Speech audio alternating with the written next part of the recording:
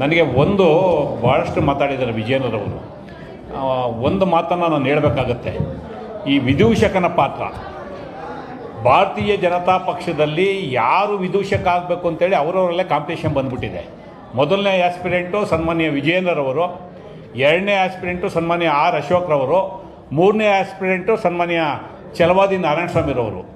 ಅವರ ಪಕ್ಷದಲ್ಲಿರ್ತಕ್ಕಂಥ ಸಮಸ್ಯೆಗಳನ್ನ ಬಗೆಹರಿಸ್ಕೊಳ್ಳೋದಕ್ಕೆ ಸಾಧ್ಯ ಆಗದಲ್ಲೇ ಇರ್ತಕ್ಕಂಥ ವಿಜಯೇಂದ್ರರವರು, ಸನ್ಮಾನ್ಯ ಆರ್ ಅಶೋಕ್ರವರು, ಸನ್ಮಾನ್ಯ ಛಲವಾದಿ ನಾರಾಯಣಸ್ವಾಮಿರವರು ಪದೇ ಪದೇ ಕಾಂಗ್ರೆಸ್ ಬಗ್ಗೆ ಮಾತಾಡೋಂಥದ್ದು, ಕಾಂಗ್ರೆಸ್ ಮುಖ್ಯಮಂತ್ರಿಗೆ ಟಾರ್ಗೆಟ್ ಕೊಡೋವಂಥದ್ದು, ಅಂದರೆ ಯಾವಾಗ ರಾಜೀನಾಮೆ ಕೊಡ್ತಾರೆ ಅಂತ ಹೇಳೋಂಥದ್ದು ಇದಾಗಲೇ ಕಳೆದ 6 ತಿಂಗಳಿಂದ ಮಾಡ್ಕೊಂಬಂದಿದ್ದಾರೆ.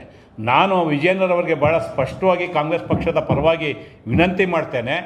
ನೀವು ಭಾರತೀಯ ಜನತಾ ಪಕ್ಷದ ಅಧ್ಯಕ್ಷರಾಗಿ ವಿದೂಷಕ ಮಾಡೋ ಬದಲು, ವಿದೂಷಕನ ಪಾತ್ರವನ್ನು ನಿರ್ವಹಣೆ ಮಾಡೋ ಬದಲು ನೇರವಾಗಿ ಯಾವುದಾದ್ರು ನಾಟಕದ ಕಂಪ್ನಿಗೆ ಸೇರ್ಕೊಂಡು ವಿದೂಷಕನ ಪಾತ್ರ ಮಾಡಿದ್ರೆ ನಿಮಗೆಲ್ಲೋ ಒಂದು ಕಡೆ ಇನ್ನಷ್ಟು ಜನ ಮನ್ನಣೆ ಸಿಗ್ಬೋದು ಅನ್ನೋ ಮಾತನ್ನು ಕಾಂಗ್ರೆಸ್ ಪಕ್ಷದ ಪರವಾಗಿ ಹೇಳೋದಕ್ಕೆ ಇಷ್ಟಪಡ್ತೀನಿ.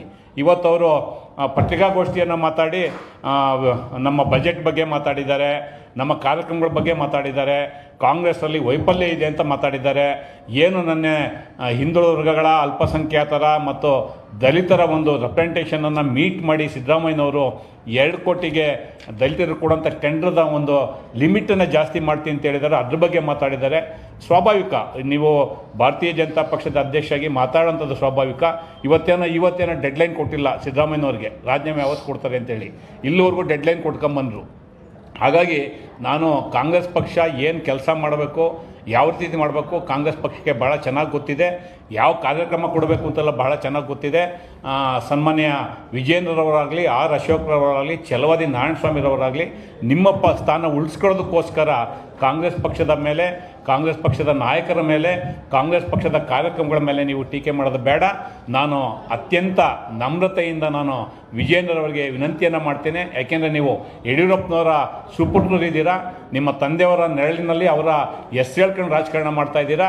ದಯಮಾಡಿ ರಾಜಕಾರಣ ಮಾಡಿ, ಆದರೆ ವಿದೂಷಕನ ಪಾತ್ರವನ್ನು ಮಾಡಬೇಡಿ ಅಂತೇಳಿ ಕಾಂಗ್ರೆಸ್ ಪಕ್ಷದ ಪರವಾಗಿ ಅವ್ರಿಗೆ ವಿನಂತಿಯನ್ನು ಮಾಡ್ತೇನೆ. ಕಾಂಗ್ರೆಸ್ ಪಕ್ಷದ ಕಾರ್ಯಕ್ರಮಗಳು ಏನು ಮಾಡಬೇಕು, ಜನರಿಗೆ ಹೆಂಗೆ ತಲುಪಿಸ್ಬೇಕು ನಮಗೆ ಚೆನ್ನಾಗಿ ಗೊತ್ತಿದೆ. ಆದರೆ ನೀವು ಪಾಪ ನಿಮ್ಮ ಸ್ಥಾನ ಉಳಿಸ್ಕೊಳ್ಳೋಕ್ಕೆ ಮೊನ್ನೆ 9 ಪುಟದ ಒಂದು ಉತ್ತರವನ್ನು ಕೊಟ್ಟಿದ್ದಾರೆ ಯಾರೋ ನಿಮ್ಮ ಸಹಪಾಠಿಗಳಾದಂಥ ಯತ್ನಾಳ್ರವರು. ಯಾಕೆಂದರೆ even today is a BJP leader, BJPಯಿಂದ ಅವ್ರನ್ನೇನು ಹೊರಗಡೆ ಹಾಕಿಲ್ಲ.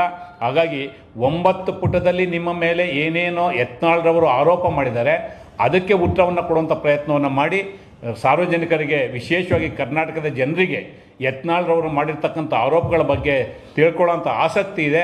ಆ ಕೆಲಸವನ್ನು ಮಾಡಿ, ಅದು ಬಿಟ್ಟು ವಿದೂಷಕನ ಪಾತ್ರಕ್ಕೆ ಮುಂದಾಗಬೇಡಿ ಅಂತ ಅಂದ್ಬಿಟ್ಟು ನಾನು ಕಾಂಗ್ರೆಸ್ ಪಕ್ಷದ ಪರವಾಗಿ ಸನ್ಮಾನ್ಯ ವಿಜಯೇಂದ್ರರವರಿಗೆ ವಿನಂತಿಯನ್ನು ಮಾಡ್ತೇನೆ. ಈಗೇನೋ ಅವ್ರು ಪತ್ರಿಕಾಗೋಷ್ಠಿ ಮಾಡಿ ಹಲವಾರು ವಿಷಯಗಳನ್ನ ಎತ್ತಿದ್ದಾರೆ. ಅವೆಲ್ಲವಕ್ಕೂ ಕಾಂಗ್ರೆಸ್ ಪಕ್ಷ, ಕಾಂಗ್ರೆಸ್ ಪಕ್ಷದ ನಾಯಕರಂಥ ಸಿದ್ದರಾಮಯ್ಯನವರು, ಕಾಂಗ್ರೆಸ್ ಪಕ್ಷದ ನಾಯಕರಂಥ DK ಶಿವಕುಮಾರ್ ಅವರು ಮತ್ತು ನಮ್ಮ ಪಕ್ಷದ AICC ಸಮರ್ಥವಾಗಿ ಉತ್ತರ ಕೊಡೋದಕ್ಕೆ ಶಕ್ತಿ ಇದೆ. ನಿಮ್ಮ ಸಲಹೆಗಳು ಬೇಡ ನಮಗೆ. ನೀವು ದಯಮಾಡಿ ವಿದೂಷಕನ ಪಾತ್ರವನ್ನು ನಿಲ್ಲಿಸಬೇಕು ಅಂತೇಳಿ ಕಾಂಗ್ರೆಸ್ ಪಕ್ಷದ ಪರವಾಗಿ ವಿಜಯೇಂದ್ರರವರಿಗೆ ಅತ್ಯಂತ ವಿನಮ್ರವಾಗಿ ವಿನಂತಿಯನ್ನು ಮಾಡ್ತೇನೆ.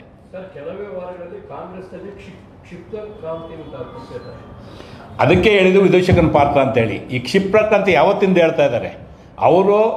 ಭಾರತೀಯ ಜನತಾ ಪಕ್ಷದ ರಾಜ್ಯ ಘಟಕದ ಅಧ್ಯಕ್ಷರಾಗಿ 15 ದಿನಕ್ಕೆ ಸ್ಟಾರ್ಟ್ ಮಾಡಿದ್ರು. ಈ ಸರ್ಕಾರ ಇರಲ್ಲ, ಈ ಸರ್ಕಾರ ಹೋಗುತ್ತೆ, ಈ ಥರದ್ದು. ಹಾಗಾಗಿ ಕ್ಷಿಪ್ರಕ್ರಾಂತಿ ಏನಾಗುತ್ತೆ ಜನಕ್ಕೆ ಗೊತ್ತಿದೆ. ಭಾರತೀಯ ಜನತಾ ಪಕ್ಷದಲ್ಲಿ ಆಗ್ತಾ ಇರ್ತಕ್ಕಂಥ ಕ್ಷಿಪ್ರಕ್ರಾಂತಿಯನ್ನು ತಡೆಯುವಂಥ ಪ್ರಯತ್ನವನ್ನು ಸನ್ಮಾನ್ಯ ವಿಜಯೇಂದ್ರರವರು ಮಾಡಲಿ. ಅದು ಬಿಟ್ಟು ವಿದೂಷಕನ ಪಾತ್ರ ಬೇಡ. ಇನ್ನೇನು ಪ್ರಶ್ನೆ ಅಂತ ಕೇಳ್ಬೋದು. KPCC ಅಧ್ಯಕ್ಷರ ಬದಲಾವಣೆ ಸಾಕಷ್ಟು ಲಾಬಿ ನಿಮ್ಮ ಪಕ್ಷದ ಸರ್ಕಾರ ಸಚಿವರೇ ಮಾಡ್ತಿದ್ದಾರೆ ಡೆಲ್ಲಿ ಮಟ್ಟದಲ್ಲಿ. AICC ಅಧ್ಯಕ್ಷರು ಈಗಾಗಲೇ ಅದ್ರ ಬಗ್ಗೆ ಸ್ಪಷ್ಟೀಕರಣವನ್ನು ಕೊಟ್ಟಿದ್ದಾರೆ. ಸನ್ಮಾನ್ಯ DK ಶಿವಕುಮಾರ್ ಅವರೇ ಭಾಳ ಸ್ಪಷ್ಟವಾಗಿ ಹೇಳಿದ್ದಾರೆ. AICC ಹಂತದಲ್ಲಿ ಅದು ತೀರ್ಮಾನ ಆಗುತ್ತೆ, ನಮ್ಮ ಹಂತದಲ್ಲಿ ಅದು ಯಾವುದು ಚರ್ಚೆ ಆಗೋದಕ್ಕೆ ಅವಕಾಶಗಳಿಲ್ಲ. ಯಾವ ತೀರ್ಮಾನ? ಸನ್ಮಾನ್ಯ ಮಲ್ಲಿಕಾರ್ಜುನ್ ಖರ್ಗೆರವರೇ ಮಾತಾಡಿದ್ದಾರೆ, ಅದನ್ನು ಅವರೇ ಉತ್ತರ ಕೊಡ್ತಾರೆ. ಯಾಕೆಂದರೆ ಕರ್ನಾಟಕದವರೇ ಈಗ AICC ಅಧ್ಯಕ್ಷರಾಗಿರೋದ್ರಿಂದ ಇಲ್ಲಿನ ಎಲ್ಲ ಬೆಳವಣಿಗೆಗಳು ಸನ್ಮಾನ್ಯ ಮಲ್ಲಿಕಾರ್ಜುನ್ ಖರ್ಗೆರವ್ರಿಗೆ ಗೊತ್ತಿದೆ. ಅವರು ಸಮರ್ಥರಿದ್ದಾರೆ, ಈ ಸಮಸ್ಯೆಯನ್ನು ಬಗೆಹರಿಸ್ತಾರೆ. Thank you.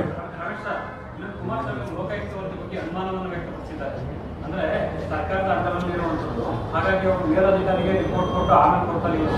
ಸೊ ಹೇಗೆ ಇದನ್ನು ರಿಪೋರ್ಟನ್ನು ಒಪ್ಕೊಳ್ಳೋದು?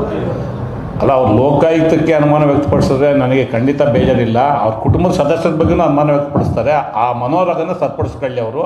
ಲೋಕಾಯುಕ್ತ ಇವತ್ತೇನು ತನಿಖೆ ಮಾಡ್ತಾ ಇದೆ ಅದು ಕರ್ನಾಟಕ ಹೈಕೋರ್ಟ್ ನಿರ್ದೇಶನಕ್ಕೆ ಅನುಗುಣವಾಗಿ ಲೋಕಾಯುಕ್ತ ತನಿಖೆ ಆಗ್ತಾ ಇರ್ತಕ್ಕಂಥದ್ದು. ಹಾಗಾಗಿ ಜನರ ಹಾದಿ ತಪ್ಪಿಸುವಂಥದ್ದು ಬೇಡ, ಮತ್ತು ಸಿಂಪತ್ತಿಗೆ ಇಡಿಸ್ಕೊಳ್ಳುವಂಥದ್ದು ಅವಶ್ಯಕತೆ ಇಲ್ಲ. ಕುಮಾರಸ್ವಾಮಿರವರಿಗೆ ಪಾರದರ್ಶಕವಾಗಿ ತನಿಖೆಗೆ ಸಹಕಾರವನ್ನು ಕೊಡಲಿ.